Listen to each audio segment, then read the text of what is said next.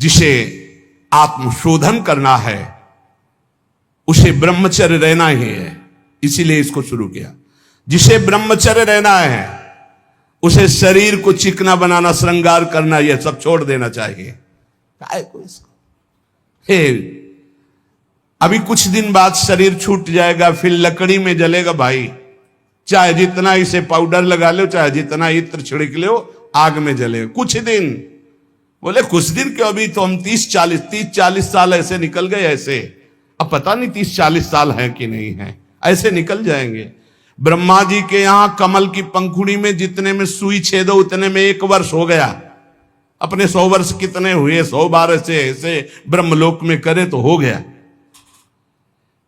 अपने शरीर को ज्यादा श्रृंगार, सुख, सुविधा, प्यार मत दो। जितने से भजन बन जाए, धर्म बने, उतना ही दो। स्त्रियों का काम भाव से स्पर्श करना, संभाषण करना, देखना छोड़ दे। यदि आत्मशोधन करना है स्त्री साधक को पुरुष साधक से, काम भाव से, कैसे, किसी भी तरह से, बहुत सावधानी का विषय से आपको खुद निर्वाह करना है, कोई दूसरा निर्वाह करने वाला नहीं, दूसरे को सफाई देने की जरूरत नहीं। तीसरी बात, पहला है शरीर का श्रृंगार, दूसरा है स्त्रियों से संसर्ग, संभाषण, बातचीत आदि आदि। तीसरा है पौष्टिक और स्वादिष्ट भोजन। ये महान भयंकर हैं 3 बातें जो साधक को नष्ट कर देती है। शरीर का श्रृंगार करना, माताओं बहनों से काम भाव से युक्त होकर के इस तरह का व्यवहार, बातचीत, ऐसा आप सफाई पेश कर सकते हैं। भैया सफाई पेश करने की बात नहीं, आप खुद देख लीजिएगा। आपका अगर दृष्टि ठीक है, आपका भाव ठीक है, आपका व्यवहार ठीक है, भगवान को साक्षी करके, तो कोई दोष नहीं है। लेकिन यदि आप अंदर से दूषित हैं तो आप बचिए। और स्वादिष्ट बलिष्ठ भोजन, आत्मशोधन करने वाले उपासक को जरूरत नहीं, कोई जरूरत नहीं। ये घी, रबड़ी, रसगुल्ला, दूध और ये बादाम, पिस्ता, ये गृहस्थों के लिए बने, ये भगवत मार्ग के पथिकों के लिए नहीं, उनके लिए नाम रूपी बल और ब्रह्मचर्य का महान ताकत, एक अद्भुत बल, एक अद्भुत उत्साह, एक अद्भुत तेज बना रहता। बादाम में थोड़ी है, हलवा में थोड़ी है। बादाम हलवा खा के तो बेकार हो जाओगे। शुद्ध सात्विक थोड़ा अन्न एक बार डाल लिया शरीर पोषण के लिए, बस जल, व्यायाम, प्राणायाम, ब्रह्मचर्य, इससे बहुत बड़ा बल प्राप्त होता है। हमें निरंतर मन को वश में करना, मन को वश में करने के लिए ये शारीरिक बल की जरूरत नहीं है। शारीरिक बल तो अपने आप बना रहता है। उत्साह, एक आत्मिक शक्ति, एक बल, एक अलौकिकता रहती है। ये निकृष्ट आचरण करने से नहीं। स्वादिष्ट और पौष्टिक भोजन की कोई आवश्यकता नहीं ब्रह्मचारी के लिए कि 5 चम्मच उसमें दाल में घी डाल के और इस सब कर, फिर कैसे हजम करोगे। तपस्वी उपासक को चाहिए स्त्री के रूप की तरफ, उसके हास्य की तरफ, उसके मधुवचन की तरफ, उनके संकेत की तरफ, उनके हाव भाव की तरफ, या स्त्री उपासक को चाहिए पुरुष के ऐसे परस्पर चितवन को ना देखे, ना चिंतन करे, ना देखे, ना चिंतन करे। परस्पर विरोधी शरीर को राग पूर्वक देखना, उनके अंग प्रत्यंगों का चिंतन करना, उनकी बातें करना, ये ब्रह्मचर्य कदापि नहीं रह सकते जो ऐसे आचरण वाले लोग हैं। ब्रह्मचर्य व्रत में रत रहने वालों को अत्यंत सावधानी पूर्वक अपनी इंद्रियों को दर्शन, संभाषण, चिंतन से बचाना है। जो भिक्षुक ब्रह्मचर्य का आनंद प्राप्त करना चाहता है उसको अच्छे अच्छे पदार्थों के स्वाद पाने वाली जिह्वा पर काबू करना होगा। हाँ, ये जवानी जो है ये व्यतीत होनी चाहिए तपस्या में, जलने में व्यतीत होनी चाहिए। तो बुढ़ापा में वर्षा हो जाएगी। गर्मी की बात वर्षा आती है ना, जलोगे तपोगे तो वर्षा हो जाएगी। अगर पहले ही भीजे भोगों में पड़े रहोगे तो बुढ़ापा में सड़ोगे। फिर ध्यान रखना, पक्की बात समझ लो। सड़ना जानते हो किसे कहते हैं? अगर ध्यान हो आपको हितधाम में, एक 70-75 वर्ष के वयोवृद्ध वेशधारी जो बोल रहे थे, तुम हम दोबारा पुनरावृत्ति नहीं करेंगे बोलने की, वो बोल रहे थे, आप लोगों को ध्यान होगा कि महाराज बचा लीजिए, 75 साल का हूं, ऐसे से ऐसा ऐसा ऐसा। इसलिए ब्रह्मचर्यरत भिक्षुक को चाहिए किसी भी विपरीत शरीर से परिचय न ले, एकांत मिलन की बात ना हो, किसी भी तरह से अपने मन की कमजोरी सामने वाला ना जान पावे। ब्रह्मचर्यरत भिक्षुक को चाहिए कि वासनावर्धक, पुष्टिकारक भोजन, पेय, वार्ता, दृश्य इनका परित्याग कर दे। जैसे बहुत ज्यादा ईंधन हो तो अग्नि उतनी ही ज्यादा बढ़ेगी, ऐसे जितना पौष्टिक आहार करोगे उतने काबाग्नि बढ़ेगी। शरीर का श्रृंगार, शरीर की शोभा, शरीर को सुख आराम देने की भावना वाला कभी ब्रह्मचारी नहीं हो सकता। बहुत सावधान। जब भगवत मार्ग में चले तो अंगूठी की जरूरत क्या है? जब भगवत मार्ग में चले हैं तो किसी भी तरह के आभूषण की जरूरत क्या है? भगवत मार्ग में चले तो कंघा की जरूरत क्या है? भगवत मार्ग में चले हैं तो चिकनाहट लगाने की जरूरत क्या है? सजाने की जरूरत क्या है? वैसे ही तेजों में सजे रहोगे। दो ही प्रकार से भगवत मार्ग में रहने वालों की पद्धति है, या तो पूरे बाल मुड़वा दे या पूरे बाल रखे रखे। 10-20 वर्ष बनाए रखो फिर मुड़वा दो, या पूरे जीवन बनाए रखो, और या फिर 2-2 महीने 4-4 महीने के नियम में उनका मुंडन कराते रहो। ये कंघा लगाना, ये सेटिंग करना, फिटिंग कर, ये सब नहीं है। बांध लगोटा बचा के इंद्री कभी न देखा पर नारी, और भिक्षा के टुकड़े खा करके चढ़ी परमार्थ की तैयारी। आंख उठाकर किसी की तरफ नहीं देखा, काछ वाच मन निश्चल राखे, धन धन जननी तेरी रे, फिर आगे चलकर प्रकाशित हो जाओगे। बहुत सावधानी की जरूरत है और व्यायाम अत्यंत आवश्यक है। यह नहीं कि हम बहुत सेवा करते, नहीं। अरे ब्रह्मचर्य को पचाने के लिए 1 घंटा व्यायाम की जरूरत है। दवा कोई वर्जिश से बेहतर नहीं, नुक्सा है कम खर्च, बालानसेन शक्ति बढ़े, फुर्ती लहे, चोट न अधिक पिराए, अन्न पचे चंगा रहे, कसरत सदा सहाय। कम से कम 1500 दंड बैठक मारियो, फिर 2-4-6 घंटे पद्मासन सिद्धासन में नस नाड़ी एकदम शुद्ध, तब वो ब्रह्मचर्य लगना चाहिए कि ब्रह्मचारी जा रहा है। ये पानी से शुद्ध हो जाओगे, पानी से केवल, जैसा घी लगता है ऐसा पानी लगेगा। प्राणवायु का संशोधन करके प्राणायाम कह नहीं रहा है, हफ्ता भर भोजन नहीं मिला, गंगा जल से काम चलता रहा है। जब कभी कहीं मिल गया तो फिर 30-35। एक बार एक गंगा किनारे एक कुटी थी, तो राधे श्याम झोपड़ी थी, वयोवृद्ध संत निकले। आओ आओ, हम जानते हैं गंगा किनारे भ्रमण करने वालों की क्या दशा होती, क्योंकि गंगा किनारे रहे भूखे हो गए। हाँ महाराज, कई दिन से नहीं मिला? हो गए होंगे 8-10 दिन। बोले बैठो, कोई त्योहार था, गांव से गए, पूरी कचौड़ी मांग के लाए। आप सही मानो इतनी, वो पूरी लाके ऐसे रख दिए, 2-4 ऐसे सब्जी के टुकड़े होंगे भिक्षा में जैसे। हमें यह भी ध्यान नहीं रहा कि इनके लिए पूछे। पूरा राधे श्याम जब पा चुके गंगा जल, हम कहा महाराज आप, बोले हमें पता है, हम शाम के फिर ले आएंगे। बोले हमें पता है गंगा किनारे कैसे होते, क्योंकि फिर पता नहीं कई दिन में मिले और कई दिन बाद मिला था। और कभी गैस की गोली थोड़ी कि गैस में कुछ नहीं, गंगा जल। अच्छा, ऐसी स्थिति में रोज आसनों पे बैठना, रोज व्यायाम करना। अभी पता नहीं आजकल के नए बच्चे व्यायाम में क्यों नहीं लगते, प्राणायाम क्यों नहीं करते, क्यों संयम से नहीं चलना चाहते। बोले समय नहीं है। समय आधा घंटा 1 घंटा तो व्यायाम होना चाहिए। ये व्यायाम जरूरी है, गृहस्थ हो या विरक्त, आधा घंटा व्यायाम। मोटरसाइकिल भी जब चलाते हैं ना लोग, तो पहले रेस में डालते हैं, नहीं एकदम धुआं करके रेस में, फिर वो एकदम गर्म। तब तुम भी रेस में डालो। सुबह उठ के 2 बजे उठे, छत में चले गए, 3 बजे तक दंड बैठक व्यायाम प्राणायाम करके एकदम फुर्सत पाए, सत्संग में ऐसे बैठे।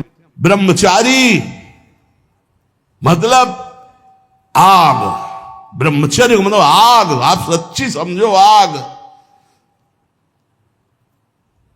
पैर ऐसे पड़े जैसे आग में पैर पड़ते। आग में पैर कैसे पड़ते? ऐसे ब्रह्मचारी चलता है। क्या है, जैसे गिलहरी नहीं एकदम टिलटिलाती भागती है, ऐसे ब्रह्मचर्य का जीवन होता।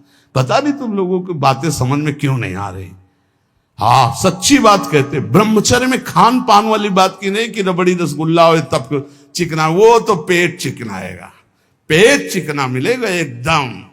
और ब्रह्मचारी के नेत्र होते हैं, नेत्र बोलते हैं, जैसे जंगली सिंह के नेत्र हैं ऐसे ब्रह्मचारी के नेत्र होते हैं। उसके नेत्र में एक पावर होता है, एक दबाव पक्ष होता है, वो जिस पर नेत्र डाले तो एक बार झुक जाए सामने वाले के नेत्र। ब्रह्मचर्य का ऐसा पावर, देवलोक सहित समस्त देवता उससे नित्य नमस्कार करते हैं जो ब्रह्मचारी होता है।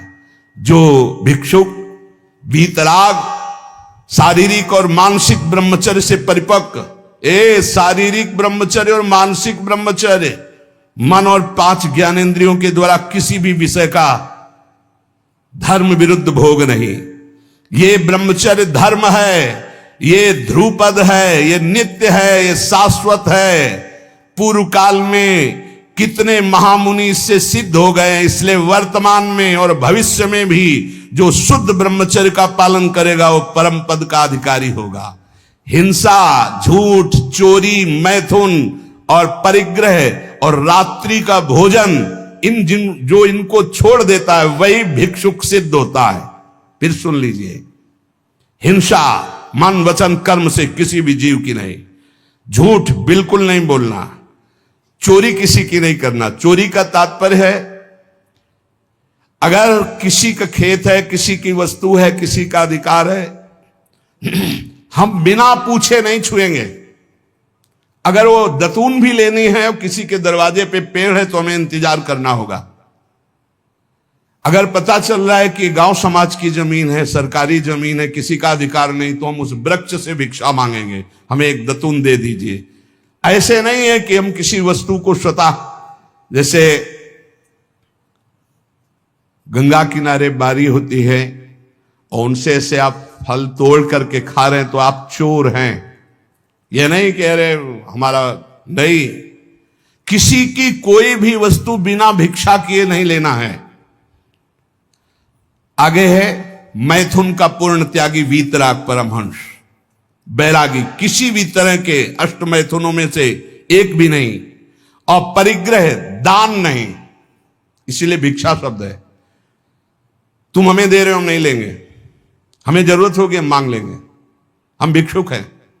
ये उपासकों की, अच्छे जो उपासक उनकी रहनी होती, ले 100 रुपया नहीं जरूरत है हमें, आधा घंटा बाद जरूरत होगी तो हम किसी से मांग लेंगे, भाई अगर हमें जहां लगेगा तो हम 5 लोगों से मांग लेंगे अगर जरूरत है, लेकिन हम तुम्हारे देने पर नहीं लेंगे। तुम्हारे देने पर दान होगा और हमारे लेने पर भिक्षा होगी। हमें जब आवश्यकता होगा जहां से श्री जी प्रेरित करेंगे हम मांग लेंगे, हमें नहीं चाहिए। हिंसा, झूठ, चोरी, मैथुन, परिग्रह और रात्रि का भोजन, ये साधक कभी रात्रि में भोजन न करे। और सूर्य अस्त होने के 30 मिनट पहले या 30 मिनट बाद, बस इसके आगे नहीं जाना चाहिए। जिसको ब्रह्मचर्य रहना है, साधना में रहना है, एक 9, 10, 11 बजे आराम से आप खूब बतरा के अच्छे अच्छे पदार्थ पा रहे हो, ये सब साधना के खिलाफ बात है। अगर इस समय भोजन नहीं होता 4, 5, 6 सूर्यास्त के 30 मिनट पहले और 30 मिनट बाद तक, फिर आप पानी पी के काम चलाओ या दुग्ध ले लो 200-250 ग्राम। भोजन भरपेट मत करो, क्योंकि हमें 1 बजे रात्रि से जगना है, 2 बजे रात्रि से जगना है, हमें साधना में लगना है। और ठसाठस 11 बजे तक यहाँ पा लिए तो 10-11 बजे तक के लिए वो प्रमाद स्थिति पैदा कर देगा। रात्रि का भोजन निषेध है साधु के लिए, या तो सूर्यास्त होने के पहले या बस सूर्यास्त होने के बाद ही 30 मिनट बाद तक, मतलब 7, बहुत बहुत अधिक 7:30, 8, इसके आगे नहीं। 9, 10, 11, 12 ये सब नहीं। गृहस्थों की बात अलग। वीतराग परमहंसों का हमने स्वभाव देखा है, सूर्यास्त होते होते जो कुछ, बस फिर इसके बाद शांत। ये रात्रि का भोजन तो एकदम निषेध है, 8 के बाद तो पाना ही नहीं चाहिए। ये नियम बना लो, क्योंकि अपनी दिनचर्या में या तो ऐसा कुछ विधान करो, हमें लगता हो जाता होगा है? हाँ, ये मतलब ये सावधानी की जरूरत, इसमें मना किया गया है। और ये वैसे भी अपनी दिनचर्या में नहीं बन पाएगा। रात्रि के 12:30-1 बजे जगना है, और आपने 9, 10, 11 बजे दबा के पा लिया तो कैसे जग पाओगे, फिर नहीं चल पाओगे। ये 5 कारण होने पर, उपदेश मिलने पर भी वो अपने जीवन में नहीं उतार पाता है। अभिमानी होने से, क्रोधी होने से, प्रमादी होने से, असाध्य रोगी होने से या भोगी होने से। ये 5 दोष होने के कारण गुरुजनों के उपदेश अपने जीवन में नहीं उतार सकता। अभिमानी होने से, क्रोधी होने से, प्रमादी होने से, असाध्य रोगी होने से या भोगी होने से। जो ब्रह्मचर्य नहीं रह पा रहा है, जो भोगी है, वो गुरु के उपदेश नहीं धारण कर सकता। जो असाध्य रोगी है वो बेचारा असमर्थ है, और जो प्रमादी है वो नहीं, और जो क्रोधी है वो नहीं, और जो अभिमानी है वो नहीं। जो गुरु की आज्ञा का पालन करता है, उनके इशारों को समझता है, उनकी आज्ञा में अपने प्राण समर्पित किए हैं, उसके अंदर संपूर्ण भागवतिक सद्गुण प्रकाशित हो जाते हैं। इसलिए उद्धत ना हो, नम्र रहो, चपल ना हो, शांति स्थिर रहो, मायावी मत बनो, सरल रहो, कोई नौटंकी नाटक नहीं, कौतूहली मत बनो, गंभीर रहो, किसी का तिरस्कार मत करो, सबको सम्मान दो, किसी से क्रोध वार्ता मत करो, क्षमा करो, अपने मित्रता का व्यवहार सुरक्षित रखो, शास्त्र का अध्ययन करो, पर शास्त्र के ज्ञान का घमंड मत करो। कोई भी तुम्हारे पर क्रोध करे, अप्रिय व्यवहार करे, तुम उसकी भलाई करो, ईश्वर से प्रार्थना करो कि उसकी बुद्धि शुद्ध हो। ऐसे उपासक को परम पद की प्राप्ति निश्चित होती है। जो श्रवण किया उसको मनन करो, आचरण में उतारो, नाम जप करो, जीवन इस जन्म में भगवान की शरण तक पहुंच ही जाए, भगवत प्राप्ति हो ही जाए पक्का। जो भी हास्य विनोद में भी सत्संग में कहते हैं वो केवल शिक्षास्पद कहते हैं। किसी का नीचा दिखाना या किसी का उपहास करना हमारा लक्ष्य नहीं, लेकिन आप उपहासपद आचरण ना करें। आप ऐसा कोई पहनावा, ऐसा कोई खान पान, ऐसा कोई नाटक ना करें जो हमारे सनातन धर्म के विरुद्ध है, जो हमारे शास्त्र के विरुद्ध है। उससे आपका पतन हो जाएगा, पक्का समझो। बहुत बड़ा प्रभाव होता है सात्विक आहार, सात्विक भेष, सात्विक चिंतन, इससे बहुत उन्नति होती है। और असात्विक आहार, असात्विक भेष, असात्विक मनमाने आचरण, इनसे बहुत पतन हो जाता है। इतना पतन हो जाता है, आप सोचो, जिन माता पिता परिवार को प्राणों से अधिक प्यार किया जाता है, बुद्धि भ्रष्ट हो जाती है, काम से पीड़ित होकर वो अपने परिवार के गले काट देता है, भाग जाता है दूसरे पुरुष के साथ या दूसरी स्त्री। ये क्या बुद्धि भ्रष्ट हो गई। जिनकी पूजा करनी चाहिए उनकी हत्या कर देते हैं, जिनको हमें शीश पर आज्ञा, उनके शीश उतार लेते हैं। ये बुद्धि भ्रष्ट हो जाती है। आप देख लो, समाज में देख लो क्या हो रहा है। इसीलिए हम अगर विनोद में भी कोई बात कहते हैं तो तुम्हारे मंगल के लिए कहते हैं। किसी को कभी कुछ चुभे, कभी कुछ कोई शब्द चुभे, उसका विचार करना वो बहुत ही कड़ुआ होगा, लेकिन आपको स्वस्थ करने लायक होगा। जैसे कुछ ऐसी औषधियां होती, कुछ ऐसे चूर्ण होते हैं, बड़े कड़वे होते हैं, नीम जैसे लगते हैं, लेकिन वो आपका परम मंगल करते हैं। इसलिए प्यारे, हमारा किसी को दुख पहुंचाना उद्देश्य नहीं, हमारा उद्देश्य तुम्हें परम सुख प्रदान करना। पर तुम अपनी स्थिति को, अपने धर्म को, अपने आचरणों को भूल गए और मनमानी आचरण कर रहे हो, इसलिए तुम्हें जरूर बुरा लग सकता है। जैसे शास्त्रों में बार बार ये आकर्षण की निंदा की गई। अब अज्ञान के कारण, न जानने के कारण, उस शास्त्रों को कहते हैं, स्त्री की शरीर की निंदा की, तो किसी के शरीर की कोई कौन सी वंदना की गई है। पुरुष का शरीर चाहे स्त्री का शरीर है तो पांच भौतिक परस्पर आकर्षण की निंदा की गई, परस्पर अधर्माचरण की निंदा की गई। अगर आप शास्त्र सम्मत बातों को विचार करके देखें तो आज जो हमारी दुर्दशा हो रही वो शास्त्र न मानने से हो रही, शास्त्र की आज्ञा का पालन न करने से हो रही। कि जब तक तुम्हारे शरीर में बुढ़ापा नहीं आता, कोई असाध्य रोग नहीं हो जाता, तुम्हारी इंद्रियां बलवान हैं, तब तक तुम अपनी इंद्रियों को गलत आचरणों में मत उतारो और अपने कल्याण के लिए उपाय कर लो। नहीं बुढ़ापे में या असाध्य रोग में या इंद्रियां जब निर्बल हो जाएंगी तब तुम कुछ नहीं कर पाओगे। जो मनुष्य दूसरे प्राणियों के शरीरों की हिंसा करके या हिंसा करवा के या हिंसा का अनुमोदन करके अपने शरीर को पुष्ट करता है। जैसे पशुओं को लाके काट के फिर खाना, बोले हम काटते तो नहीं, दुकान से ले आते हैं। तो दूसरा, हम लाते भी नहीं है, मंगवा लेते हैं। तीनों को बराबर नरक मिलेगा। कर्ता प्रेरक अनुमोदन, प्राणियों की हिंसा करना, हिंसा करवाना, हिंसा का अनुमोदन करना, ये स्वभाव भगवत मार्ग से बिल्कुल विपरीत ले जाएगा। संतों की बातें, भगवत भक्तों की बातें, शास्त्र की बातें जहर जैसी लगेंगी ऐसे लोगों को, और अगर सुन लिया श्रद्धा से तो सुधार भी हो सकता है। किसी भी तरह से किसी भी जीव को मार करके खाना जो हमारे शास्त्र के विरुद्ध है, वो तुम्हारे लिए हिंसा और बहुत बड़ा पाप होगा। जीव तो सब में है, जीव बिना जीवे नहीं। मूरी में भी जीव है, गाजर में भी जीव है, आलू में भी जीव है, अरहर के पेड़ में भी जीव है, उर्द के भी पेड़ में, गेहूं के भी पेड़ में, लेकिन वो हमारे खाने के लिए शास्त्र सम्मत है। लेकिन ये दूसरे अन्य जीवों के मारकर खाने की बात मानव शरीर के लिए नहीं, राक्षसी भाव के लिए, जो राक्षस है उनके लिए है। संसार में जितने भी जीव हैं, मन से, वचन से, शरीर से जब किसी को दंड नहीं दिया जाता तो अपने सारे पाप नष्ट होने लगते हैं और उसे कोई भी दुख भोगना नहीं पड़ेगा। उसके दुख देने वाले पाप कर्म क्षय हो जाते हैं। सभी जीवों को चाहिए कि ये बात समझ लें, सब यहां जीना चाहते हैं, सब अपने शरीर को सुखी रखना चाहते हैं। अगर किसी भी प्राणी को तुम मारते हो या उबालते हो या खाते हो तो तुम्हारा नाश निश्चित है, तुम्हारी दुर्गति निश्चित है। अपने स्वार्थ के लिए, काम से, क्रोध से, भय से यदि किसी को पीड़ा पहुंचाते हो, काम से, चार लोग मिलकर किसी के साथ ऐसा अभद्र व्यवहार करना या मार देना या ऐसा कर देना, तुम ये सत्य समझ लीजिए कि तुम्हारी दुर्गति पक्की है। ये महापुरुषों के वचन है। जो श्रेष्ठ, परोपकारी, निश्चय पूर्वक दूसरों के दुख को दूर करने की बात करने वाले हैं, वही मानव जीवन धारण करने का लाभ लेते हैं।